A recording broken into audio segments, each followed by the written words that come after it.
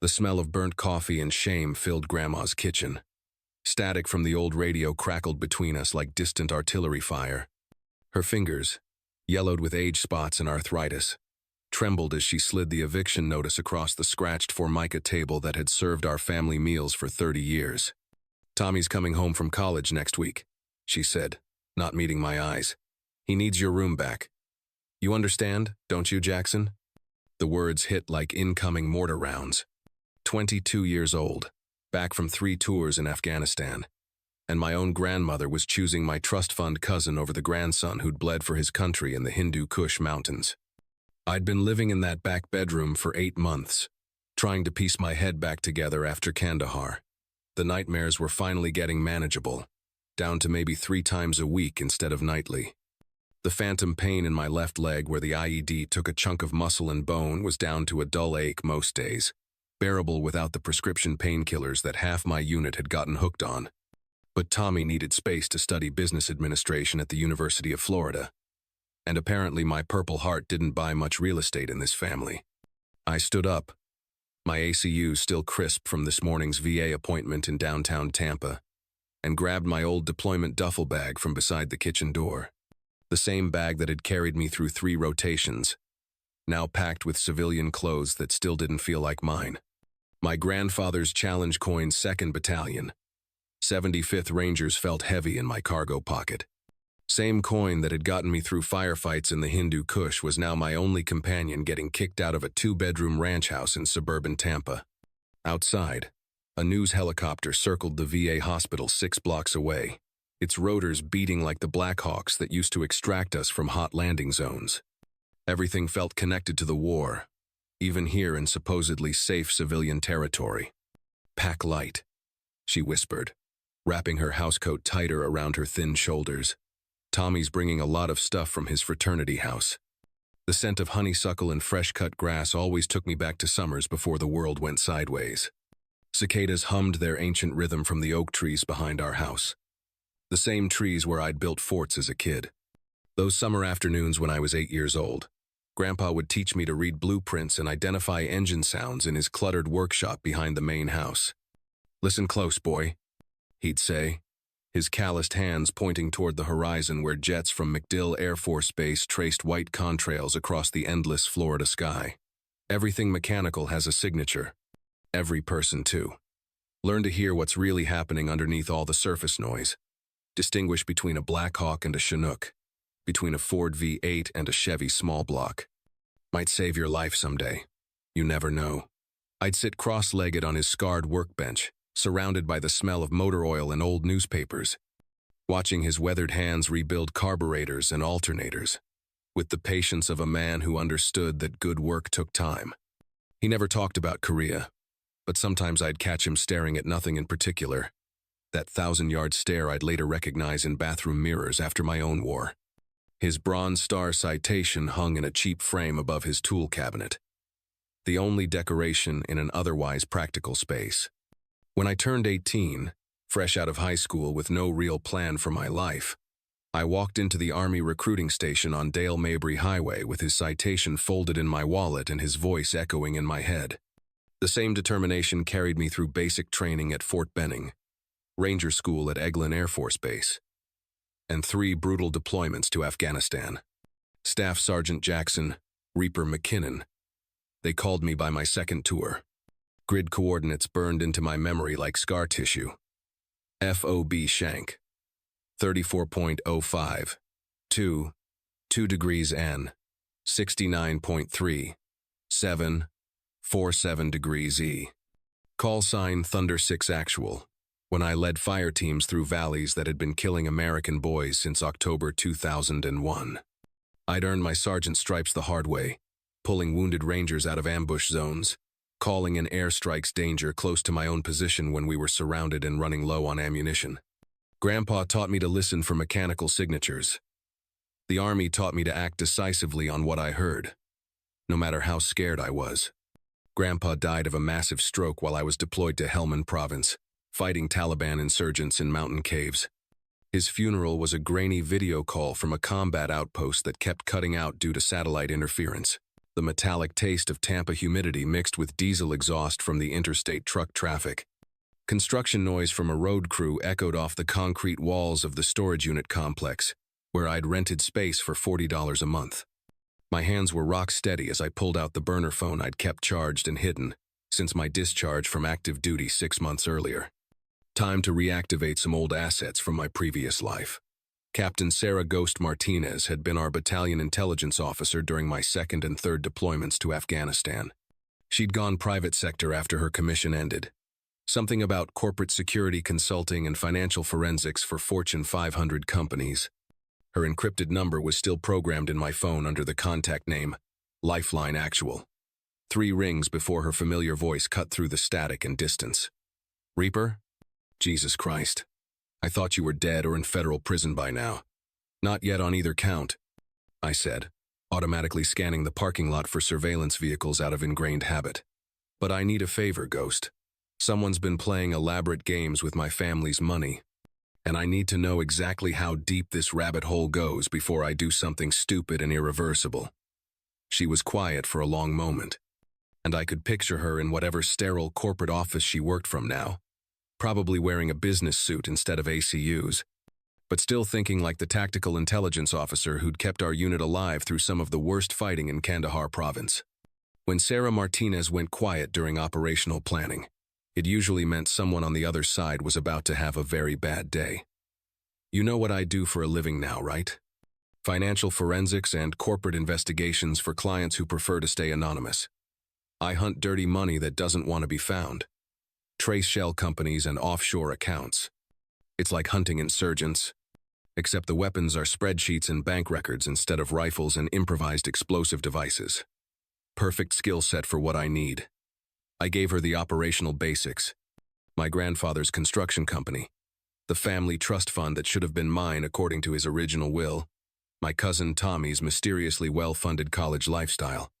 She'd always been the smartest officer in our battalion, the one who could trace enemy supply lines through a dozen shell companies and false identities, connect seemingly unrelated financial transactions to predict where the next attack would come from. "How fast can you work without attracting unwanted attention?"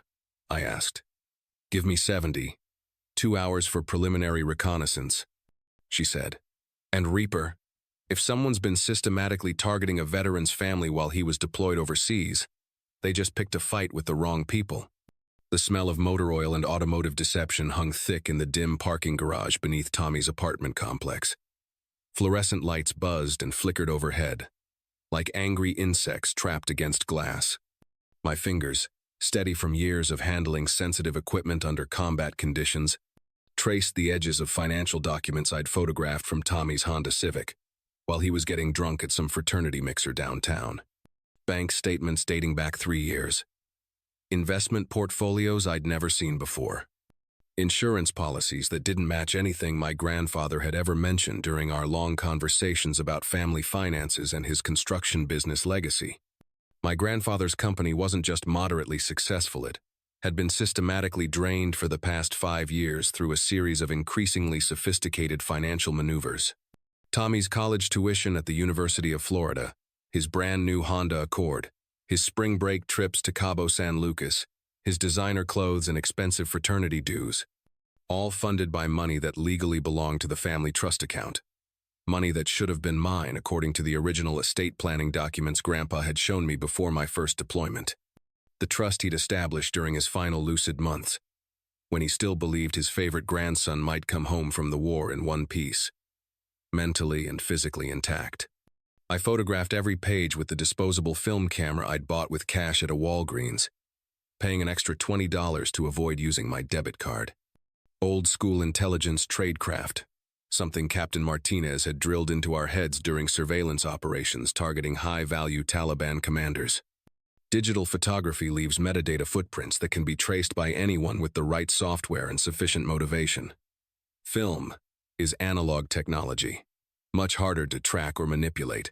I'd learned to move like smoke through Afghan mountain villages, where every civilian might be feeding information to insurgents, and suburban Tampa wasn't operationally much different.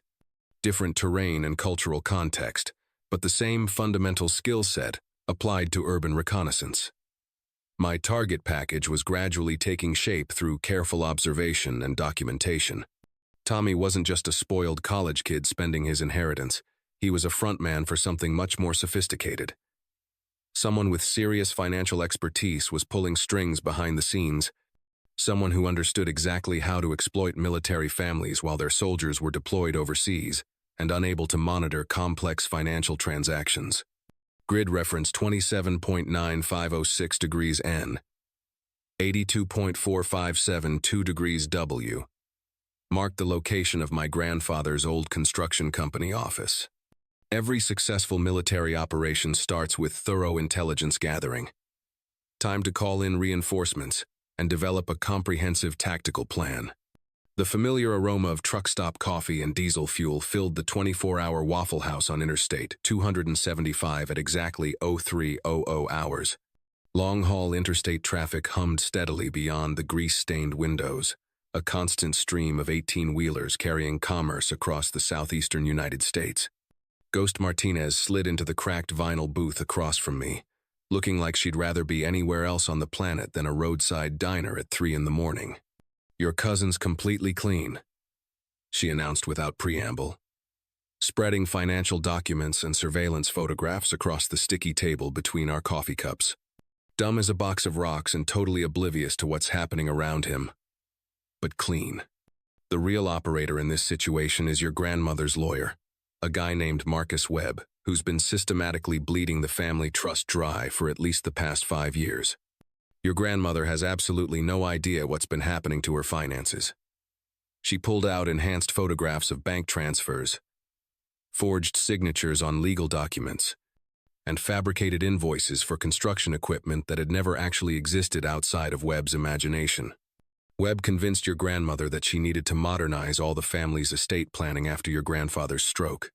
Got her to sign over complete financial power of attorney while she was scared and confused about medical bills and long-term care costs.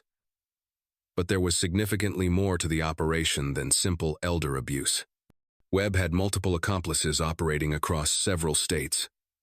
An entire network of white-collar predators who specialized in targeting military families, specifically because deployed soldiers couldn't effectively monitor their domestic financial situations from overseas combat zones thousands of miles away. How many military families has this network successfully targeted? I asked, feeling my anger building like pressure inside a boiler. We've identified at least 12 confirmed victims in the greater Tampa Bay area alone. All military families. All initially targeted while their primary breadwinner was deployed overseas and unable to monitor complex financial transactions in real time. Ghost's encrypted phone buzzed with an urgent message from one of her corporate contacts. Her expression immediately darkened as she read the screen. "Reaper, we have a serious tactical problem developing. Webb's people know someone has been conducting surveillance and asking questions about their operations. His legal team just filed emergency injunctions in federal court to freeze all remaining trust assets under some bullshit national security pretext. He's accelerating his timeline, probably planning to liquidate everything and disappear within the next 48 hours. The enemy had detected our reconnaissance activities and was preparing to execute their exit strategy. When that happened during combat operations in Afghanistan, you had exactly 2 tactical choices: abort the mission immediately, or escalate to direct kinetic action. We had maybe 18 hours before my family's entire financial legacy disappeared forever into offshore bank accounts and shell companies. The acrid smell of burning paper and melted plastic filled what remained of Webb's law office on Kennedy Boulevard. Smoke alarms wailed through the empty corridors like banshees announcing the end of the world. My combat boots crunched through broken glass and charred debris as I stared at the complete devastation inside what had been a functioning legal practice 12 hours earlier. They'd beaten us to the objective by a significant margin. Professional arson job, no fingerprints, no recoverable evidence, no witnesses, just empty file cabinets and the charred skeletal remains of documents I'd never get to examine. Everything my grandfather had built over 30 years of honest construction work. Every dollar he'd saved for my future and my family's security, gone up in smoke while I'd been playing amateur detective games like some kind of wannabe private investigator. Ghost Martinez appeared beside me through the haze, her tactical flashlight cutting through the smoky darkness like a laser designator. Financial records, client files, computer hard drives, backup storage systems. They torched absolutely everything that could have provided evidence of their criminal activities. Her voice carried that flat, emotionless tone she'd used when reporting casualty statistics back in Afghanistan.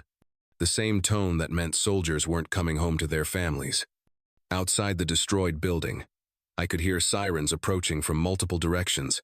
Fire trucks, police cruisers, probably federal investigators who would arrive too late to recover anything useful. Webb's people had almost certainly called in the fire themselves, complete with manufactured alibis and insurance claims already prepared for filing. I sat down hard on the concrete steps outside the building, suddenly feeling every single one of my 22 years plus the accumulated weight of 3 combat deployments. Maybe I was kidding myself about my capabilities in civilian situations. Maybe some fights couldn't be won using military tactics and stubborn determination learned in infantry school. Maybe sophisticated white-collar criminals like Webb always won their battles because they understood legal and financial systems that weren't covered in Army field manuals. 3 tours in Afghanistan, multiple combat decorations, expert marksmanship badges, and I couldn't protect my own family's money from a lawyer in a $1,000 suit who probably hadn't done a push-up since high school. What kind of soldier did that make me? What would my grandfather think about his grandson failing so completely at such a basic mission? My grandfather's voice echoed from childhood memories. Listen close, boy. Everything has a signature. But all I could hear was the sound of my own complete and utter failure echoing through the smoky ruins. Ghost Martinez put her hand on my shoulder with the firm grip of someone who'd seen good soldiers break under pressure before. This isn't over, Reaper. Not even close. The familiar scent of WD-40 and old newspapers filled my grandfather's cluttered workshop behind the main house. A mockingbird sang its elaborate repertoire from the ancient oak tree outside the single window. Ghost Martinez had discovered something Webb's professional arson team had missed during their systematic destruction of evidence. Your grandfather was clinically paranoid about record-keeping, she explained, pulling dusty cardboard boxes from behind his workbench where they'd been hidden for months.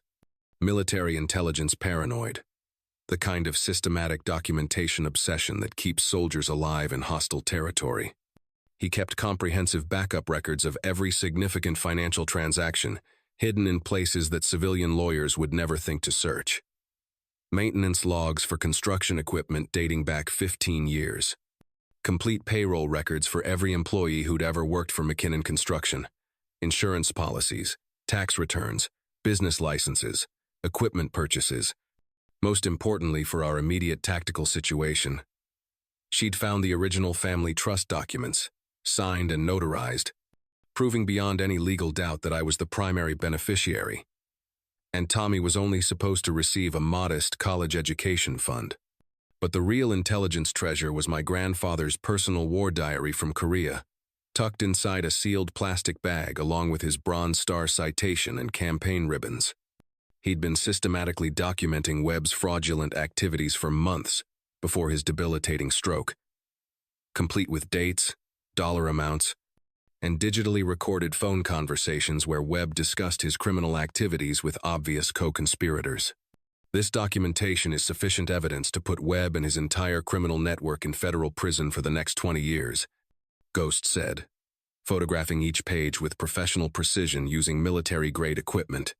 Elder fraud, conspiracy, money laundering across state lines, specifically targeting military families.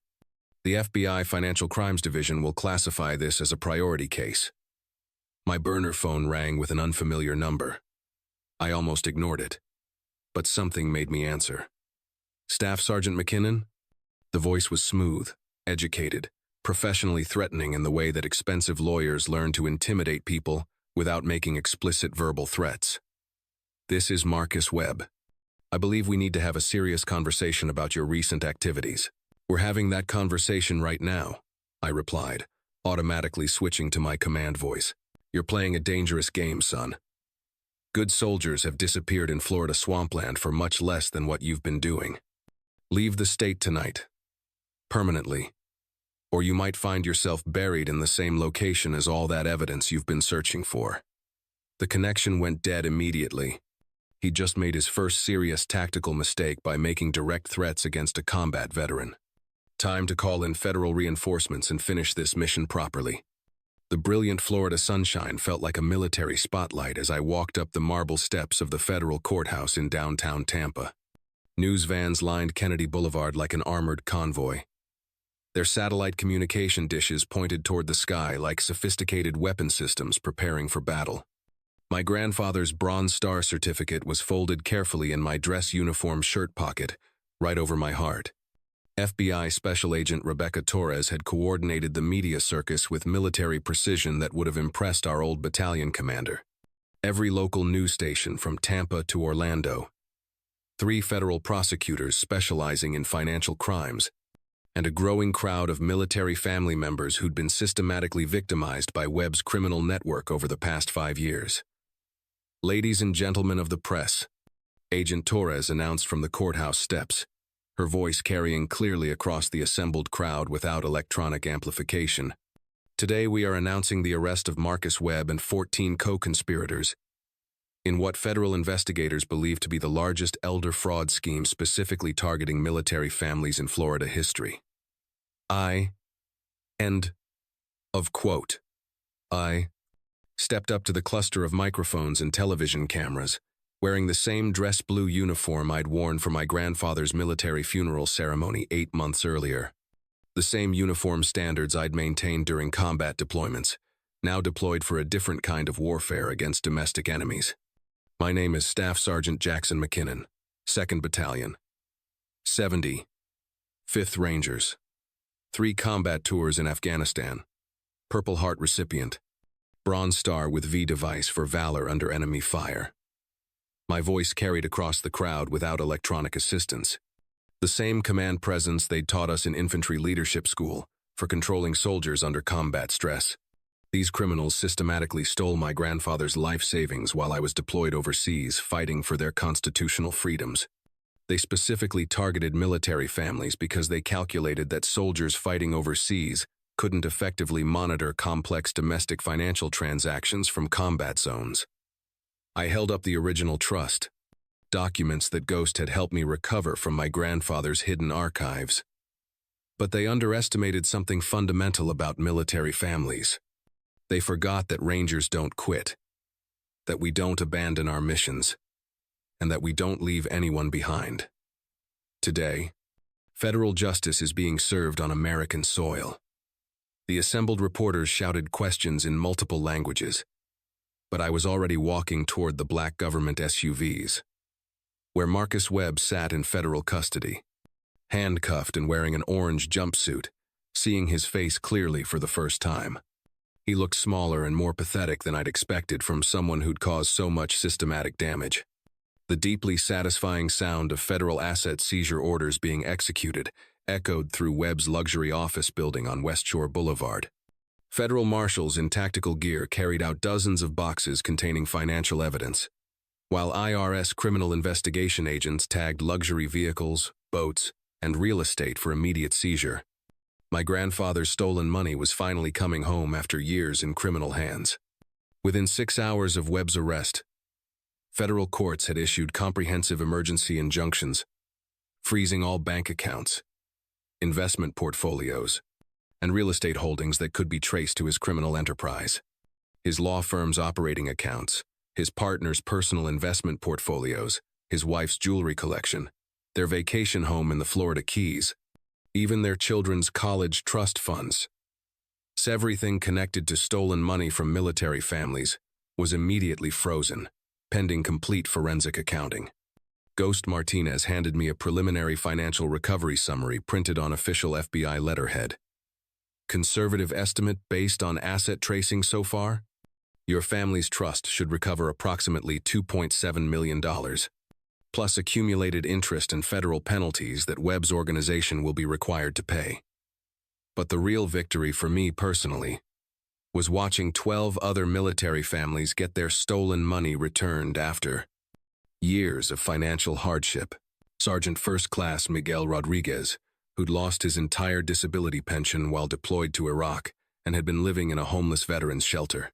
Captain Jennifer Williams, whose daughter's college education fund had completely vanished during her mother's Afghanistan rotation, forcing the girl to drop out of nursing school.